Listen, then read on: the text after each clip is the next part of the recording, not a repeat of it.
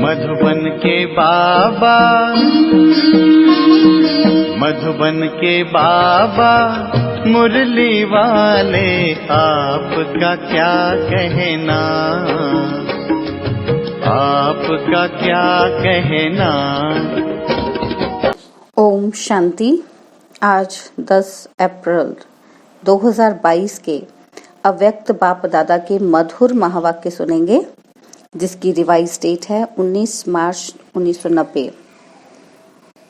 मुरली का सार है, उड़ती कला का आधार उमंग उत्साह के पंख। तो बहुत ही प्रेम और एकाग्रता से सुनते हैं आज के मधुर अव्यक्त महावाक्य।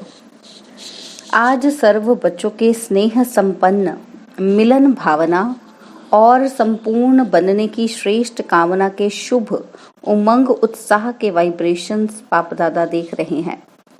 हर बच्चे के अंदर, उसमें भी इस कल्प में पहली बार मिलने वाले बच्चों का उत्साह और इस कल्प में अनेक बार मिलने वाले बच्चों का उत्साह अपना अपना है, जिसको आप अपनी भाषा में कहते हो नए बच्चे और पुराने बच्चे। लेकिन है सभी अति पुराने ते पुराने, क्योंकि पुरानी पहचान बाप की तरफ, ब्राह्मण परिवार की तरफ आकर्षित कर यहाँ लाई है। यह सिर्फ निशानी मात्र कहा जाता है, नया और पुराना। तो नए बच्चों का उमंग उत्साह यही है कि थोड़े समय में बहुत आगे उड़ते हुए बाप समान बन करके दिखाएं। और पुराने बच्चों का यही श्रेष्ठ संकल्प है कि जो बाप दादा से पालना मिली है, खजाना मिला है, उसका रिटर्न बाप के आगे सदा रखते रहें। दोनों का उमंग उत्साह श्रेष्ठ है और यही उमंग उत्साह पंख बन उड़ती कला की ओर ले जा रहा है। उड़ती कला के पंख ज्ञान योग तो हैं ही, लेकिन प्रत्यक्ष स्वरूप में सारी दिनचर्या में, हर समय, हर कर्म में, हर दिन नया उमंग उत्साह स्वतः ही उत्पन्न होता है। जहां उमंग उत्साह है, वही उड़ती कला का आधार है। कैसा भी कार्य हो, चाहे सफाई करने का हो, बर्तन मांजने का हो, साधारण कर्म हो, लेकिन उसमें भी उमंग उत्साह नेचुरल और निरंतर होगा। ऐसे नहीं कि जब ज्ञान की पढ़ाई कर और करा रहे हैं, वह याद में बैठे हैं या किसी को बिठा रहे हैं, वह आध्यात्मिक सेवा में बिजी हैं, तो उस समय सिर्फ उमंग उत्साह हो और साधारण कर्म हो तो स्थिति भी साधारण हो जाए, उमंग उत्साह भी साधारण हो जाए, तो यह उड़ती कला की निशानी नहीं है। उड़ती कला वाली श्रेष्ठ आत्मा के उमंग उत्साह के पंख सदा ही उड़ते रहेंगे। तो बाप दादा सभी बच्चों के उमंग उत्साह को देख रहे हैं। पंख तो सभी के हैं, लेकिन कभी कभी उमंग उत्साह में उड़ते उड़ते थक जाते हैं। कोई छोटा बड़ा कारण बनता है, अर्थात रुकावट आती है। कभी तो प्यार से पार कर लेते हैं, लेकिन कभी घबरा जाते हैं, जिसको आप लोग कहते हैं कि कंफ्यूज हो जाते हैं। इसलिए सहज पार नहीं करने के कारण थक जाते हैं। लेकिन थोड़ा थोड़ा थकते हैं, फिर भी लक्ष्य श्रेष्ठ है, मंजिल अति प्यारी लगती है, इसलिए उड़ने लग जाते हैं। श्रेष्ठ लक्ष्य और प्यारी मंजिल और बाप के प्यार का अनुभव थकावट से नीचे की स्थिति में ठहरने नहीं देता, इसलिए फिर से उड़ने लग जाते हैं। तो बाप दादा बच्चों का ये खेल देखते रहते हैं। फिर भी बाप का प्यार रुकने नहीं देता और प्यार में मेजॉरिटी पास है, इसलिए रुकावट कितना भी रोकने की कोशिश करे और करती है। कभी कभी सोचते हैं कि बड़ा मुश्किल है, इससे तो जैसे थे वैसे बन जाएं, लेकिन चाहते भी पास लाइफ में जाने का मजा नहीं आता, क्योंकि पहले तो इस परमात्मा प्यार और देहधारियों का प्यार दोनों का अंतर सामने है। तो उड़ते उड़ते जब ठहरती कला में आ जाते हैं, तो दो रास्तों के बीच में होते हैं और सोचते हैं इधर जाएं व उधर जाएं, कहाँ जाएं। बाबा का कहने का मतलब है कि जब कोई भी प्रॉब्लम आती है या हम ज्ञान के रास्ते पर चलते हैं, तो परीक्षा होती है, तब हमें लगता है कि कहाँ फंस गए। तो बाबा कहते हैं ये कंफ्यूजन की स्थिति में भी आप पीछे नहीं मुड़ पाते, ढीले हो जाते हो, रुक जाते हो, लेकिन आप पीछे नहीं मुड़ पाते। क्यों? क्योंकि देहधारियों का प्यार और परमात्मा प्यार दोनों का अनुभव किया है ना, तो उसमें पलड़ा किसका भारी हो जाता है? परमात्मा प्यार का। तो बाबा कहते हैं फिर सोचते हैं कि कहाँ जाएं, इधर जाएं कि उधर जाएं। लेकिन परमात्मा प्यार का अनुभव कंफ्यूज को सुरजीत कर देता है, फिर से हमें जगा देता है, जागृत कर देता है और उमंग उत्साह के पंख मिल जाते हैं। इसलिए सोचते भी फिर ठहरती कला से उड़ती कला में उड़ जाते हैं। ठहरते हैं लेकिन फिर बाबा के प्यार से, याद के पंखों से फिर से स्थिति उड़ती कला में पहुंच जाती है। बातें बहुत छोटी छोटी होती हैं लेकिन उस समय कमजोर होने के कारण बड़ी लगती हैं, क्योंकि आत्मा की शक्ति कमजोर है ना, आत्मा कमजोर हो जाती है, इसलिए बातें बड़ी लगती हैं। जैसे शरीर की कमजोरी वाले को एक गिलास पानी का उठाना भी मुश्किल लगता है और जो हिम्मत वाला है उसको 2 बाल्टी उठाना भी खेल लगता है। ऐसे ही छोटी सी बात बड़ी अनुभव करने लगते हैं तो उमंग उत्साह के पंख सदा उड़ाते रहते हैं। रोज अमृत वेले अपने सामने सारा दिन किस स्मृति से उमंग उत्साह में रहें, वह वैरायटी उमंग उत्साह की पॉइंट्स इमर्ज करो। सिर्फ एक ही पॉइंट कि मैं ज्योतिर्बिंदु हूँ, बाप भी ज्योतिर्बिंदु है, घर जाना है, फिर राज्य में आना है, यह एक ही बात कभी कभी बच्चों को बोर कर देती है। बाबा क्या कह रहे हैं कि सुबह से लेकर रात तक उमंग उत्साह में रहना है, तो उसके लिए बाबा कहते हैं बदली करना है, चेंज करना है, योग की नई नई युक्तियों से, अलग अलग ढंगों से करना है। क्योंकि बाबा कहते हैं एक ही बात याद करोगे कि परमात्मा भी ज्योतिर्बिंदु, मैं भी ज्योतिर्बिंदु, घर जाना है, तो इसमें बोरियत होगी। फिर सोचते हैं कुछ नया चाहिए। लेकिन हर दिन की मुरली में उमंग उत्साह की भिन्न भिन्न पॉइंट्स होती हैं। बाबा क्या कह रहे हैं, मुरली में अब बाबा हमें रोज नई नई पॉइंट्स देते हैं। वह उमंग उत्साह की विशेष पॉइंट्स अपने पास नोट करो। बहुत बड़ी लिस्ट बना सकते हैं, डायरी में भी नोट करो और बुद्धि में भी नोट करो। तो बाबा कहते हैं जब बुद्धि में इमर्ज ना हो तो डायरी से इमर्ज करो। बुद्धि में ना आए, स्थिति आ जाए तो फिर डायरी खोलो, डायरी से देखो और इमर्ज करो, उसको सामने लाओ। और वैरायटी पॉइंट्स हर रोज नया उमंग उत्साह बढ़ाएगी। मनुष्य आत्मा का नेचर है कि वैरायटी पसंद आती है, इसलिए चाहे ज्ञान की पॉइंट्स मनन करो या रू रिहान करो, सारा दिन बिंदु याद करेंगे तो बोर हो जाएंगे। लेकिन बिंदु बाप भी है, बिंदु आप भी हो, संगम युग पर हीरो पाटधारी भी हो, जीरो के साथ हीरो भी हो। जीरो है ना, हम बिंदी हैं, और बाबा कहते हैं हीरो भी हो साथ में, क्योंकि जीरो उस बिंदी में तो सारा पार्ट भरा हुआ है। बाबा कहते हैं सिर्फ जीरो नहीं हो, संगम युग पर हीरो होने के कारण सारे दिन में वैरायटी पार्ट बजाते हो। मुझ जीरो का सारे कल्प में क्या क्या पार्ट रहा है और इस समय क्या हीरो पार्ट है, किसके साथ पार्ट है, कितना समय और क्या पार्ट बजाना है। इस वैरायटी रूप से जीरो बन, क्या बनना है, जीरो बिंदु बन अपने हीरो पार्ट की स्मृति में रहो, आत्मिक याद में भी रहो और आत्मा का क्या पार्ट है और कैसे वो हीरो पार्ट बन सकता है। हीरो क्या होता है, हीरो सब कुछ कर सकता है, पावरफुल है। तो ऐसे ही मैं आत्मा क्या हूँ, हीरो पार्टधारी। बाबा कहते इस पार्ट की स्मृति में रहो, इसको बुद्धि में रखो, याद रखो। याद में भी वैरायटी रूप से कभी बीज रूप स्थिति में रहें, कभी फरिश्ता रूप में, कभी रू रिहान के रूप में रहो, तो वैरायटी होगी ना। तो कभी बाप से मिले हुए खजानों के एक एक रत्न को सामने लाओ कि जब से बाबा के बने, बाबा से क्या प्राप्तियां हुई, मुझ में क्या चेंजेस आए, है ना। तो कभी रू रिहान करो, दिल की बातें बाबा को बताओ, कभी फरिश्ते बन जाओ, कभी बीज रूप स्थिति में बन जाओ, बैठ जाओ। तो बाबा कहते जिस समय जो रुचि हो, जैसा मन करे, उसी रीति से याद करो। मन की स्थिति होती है ना अलग अलग, कभी हम उदास होते हैं, जब उदास हो तो बाबा को सारी बात बताओ, तब रू रिहान करो। जब खुश होते हैं तो गीत सुनो, ठीक है। जब जिज्ञासा हो तो मुरली का मनन चिंतन करो। तो जिस समय जैसी रुचि हो, जैसा मन करे, मन की स्थिति हो, बाबा कहते उस रीति से याद करो। जिस समय जिस संबंध से बाप का मिलन, बाप का स्नेह चाहो, उस संबंध से मिलन मनाओ। इसलिए जो सर्व संबंध से बाप ने आपको अपना बनाया और आपने भी बाप को सर्व संबंध से अपना बनाया। बाबा ने भी हमसे सारे संबंध जोड़े और हमने भी बाबा से हर एक संबंध जोड़ा। तो सिर्फ एक संबंध तो नहीं है ना, वैरायटी है ना। लेकिन एक बात ध्यान में रखनी है, क्या कि सिवाय बाप की प्राप्तियों के व सिवाय बाप के खजानों के और कोई याद ना आए। वैरायटी प्राप्ति है, वैरायटी खजाने हैं, वैरायटी संबंध हैं और वैरायटी खुशी की बातें हैं, उमंग उत्साह की बातें हैं। उसी विधि से यूज करो। बाप और आप, यही सेफ्टी की लकीर है। इस स्मृति की लकीर से बाहर नहीं जाओ। बस यह लकीर परमात्मा छत्र छाया है। जब तक इस छत्र छाया की लकीर के अंदर है तब तक कोई माया की हिम्मत नहीं।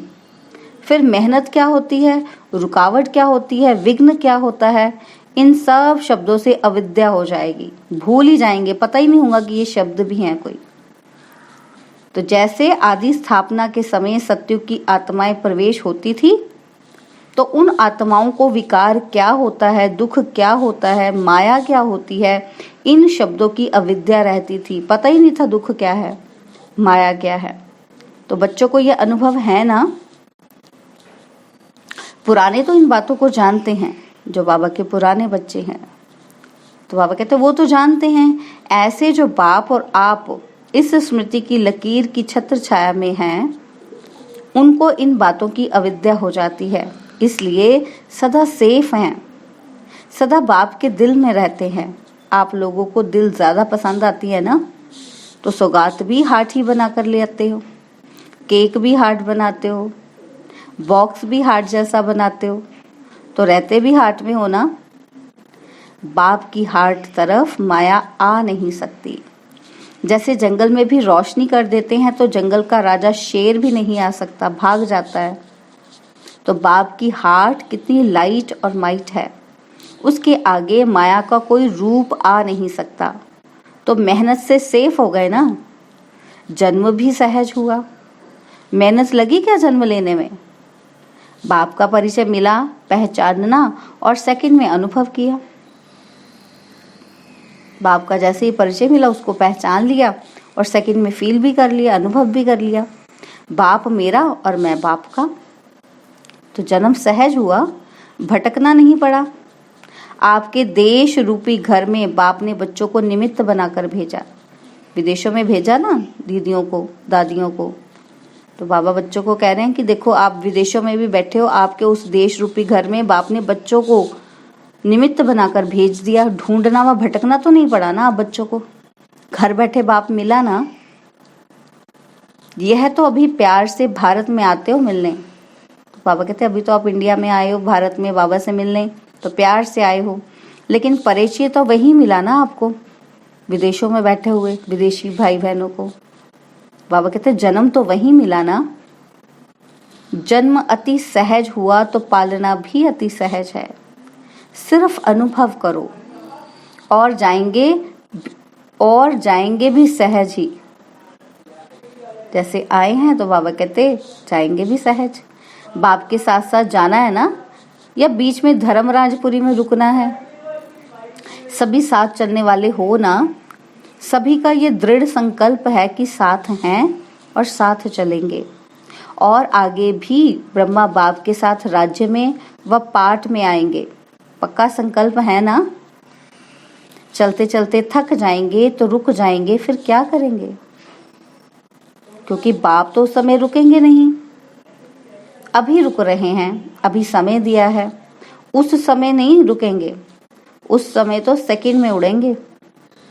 अभी नए नए बच्चों के लिए लेट हुआ है, लेकिन टू लेट का बोर्ड नहीं लगा है।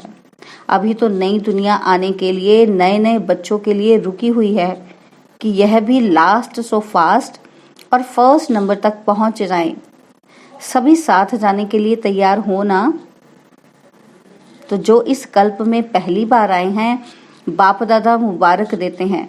छोटे छोटे बच्चों पर बड़ों का प्यार होता है, तो बाप का और बड़े भाई बहनों का आप लोगों से विशेष प्यार है। लाडले हो गए ना।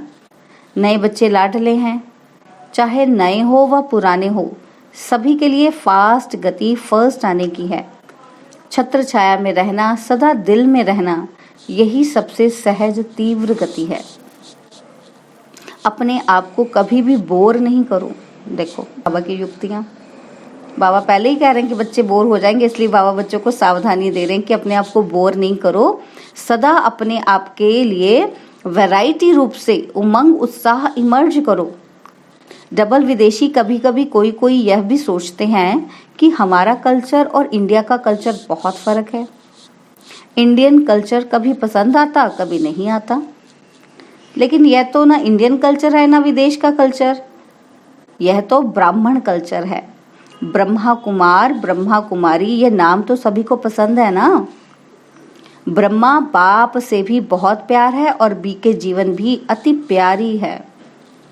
कभी कभी सफ़ेद कपड़ों के बजाय रंगीन कपड़े याद आते हैं, क्योंकि सफ़ेद कपड़े जल्दी मैले हो जाते हैं। दफ्तर में जाते हो व कहाँ भी ऐसे स्थानों पर जाते हो तो जो ड्रेस आप पहनते हो उसके लिए बाप दादा मना नहीं करते, लेकिन उसी वृत्ति से नहीं पहनो कि हमारा फॉरेन कल्चर है, यही मेरी पर्सनैलिटी है, इस रीति से नहीं पहनो। सेवा भाव से भल पहनो, पर्सनैलिटी के लक्ष्य से नहीं। ब्राह्मण जीवन का लक्ष्य हो। बाबा कहते जो भी आप कलर्ड कपड़े पहनते हो, अपनी किसी फेस्टिवल में जाते हो तो उसको सेवा भाव से पहनो कि ठीक है हम पहन रहे हैं, लेकिन बाबा कहते जीवन का लक्ष्य क्या है, ब्राह्मण जीवन है हमारा। तो ब्राह्मण जीवन की जो मर्यादा बाबा ने दी है, जो ड्रेस कोड दिया है, बाबा कहते हैं उसका हमको ध्यान रखना है। तो सेवा अर्थ आवश्यकता अर्थ पहनते हो तो कोई मना नहीं है, लेकिन वह भी निमित्त बनी हुई आत्माओं से वेरीफाई कराओ। ऐसे नहीं कि बाप दादा ने तो छुट्टी दे दी फिर आप मना क्यों करते हो। तो बाबा कहते कभी कभी बहुत हंसी की बातें करते हैं, जो मतलब के अक्षर होते हैं वो याद रखते हैं, लेकिन उसके पीछे जो कायदे की बात होती है वह भूल जाते हैं। होशियारी तो बाप दादा को अच्छी लगती है, लेकिन होशियारी लिमिट में हो, अनलिमिट में ना हो। खाओ पियो पहनो खेलो, लेकिन लिमिट में। तो कौन सा कल्चर पसंद है? जो ब्रह्मा बाप का कल्चर, वह ब्रह्मा कुमार कुमारियों का कल्चर है, पसंद है ना। तो इनों में एक बात अच्छी है जो साफ बोल देते हैं, सभी एक जैसे नहीं हैं। कोई ऐसे हैं जो अपनी कमजोरी वर्णन करते हैं, लेकिन विम्जिकल बन जाते हैं, बार बार वही स्मृति में लाते हैं कि मैं कमजोर हूं। ऐसे नाजुक नहीं बनो, विशेषताओं को भूल जाएंगे, कमजोरी को ही सोचते रहेंगे, ये नहीं करना है। कमजोरी सुनाओ, लेकिन जब बाप की दी हुई बाप को दी तो फिर किसके पास रही? कमजोरी सुनाकर बाप को दे दी तो किसके पास चली गई? फिर क्यों ये सोचते हो कि मैं ऐसा हूं? बाप को दे दिया ना। बाप दादा को पत्र लिख कमजोरियां दे देते हो, या पत्र लिखकर बाप दादा के कमरे में रख देते हो? तो फिर सोचते हो जवाब तो मिला ही नहीं। बाप दादा ऐसे जवाब नहीं देते। जो कमी आपने दे दी तो बाप दादा उसी जगह पर आपको शक्ति, खुशी, उमंग, उत्साह भर देता है। तो जो बाप दादा देता है वह लेते नहीं हो, फिर सोचते हो जवाब तो मिला ही नहीं। जो बाप देता है उसे लेने का प्रयत्न करो, जवाब का इंतजार नहीं करो, शक्ति खुशी लेते जाओ, फिर देखो कितना अच्छा उमंग उत्साह रहता है। जैसे बाबा को हमने कोई कमजोरी बताई, अब ये नहीं सोचना कि बाबा का कोई आंसर आएगा। कमजोरी बताई, हमें ये खुशी हो जानी चाहिए कि हमने दे दी है। तो बाबा कहते वो लिख के दे दिया, मुझे बता दिया, तो क्या ले जाओ? शक्ति और उमंग ले जाओ, खुश हो जाओ कि बस मैंने दे दी है। उसके लिए कोई फिर विकल्प संकल्प नहीं चलाना कि पता नहीं बाबा क्या आंसर देंगे, जाएगी कि नहीं जाएगी, छूटेगी कि नहीं, आदत छूटेगी। बाबा कहते बस आपको शक्तिशाली महसूस करना है, खुश होना है कि मैंने दे दी है, फिर दोबारा से उस कमजोरी का चिंतन नहीं करना। बाबा कहते जिस घड़ी अपनी कमजोरी लिखते हो व निमित्त बनी हुई आत्माओं को सुनाते हो तो दे दी, माना खत्म। अभी मिल क्या रहा है वह सोचो। बाप दादा के पास एक एक के कितने पत्र आते, बाप दादा उत्तर नहीं देता, लेकिन जो आवश्यकता है, जो कमी है, उसको भरने का रिटर्न देता है, वो देते हैं बाबा हमें रिटर्न में गिफ्ट। बाकी याद प्यार तो रोज देते ही हैं, कोई दिन ऐसा है जो याद प्यार ना मिला हो? बाबा कहते है कोई ऐसा दिन कि नहीं मिला हो आपको? बाप दादा सभी को रोज 2-3 पेज का पत्र लिखते हैं।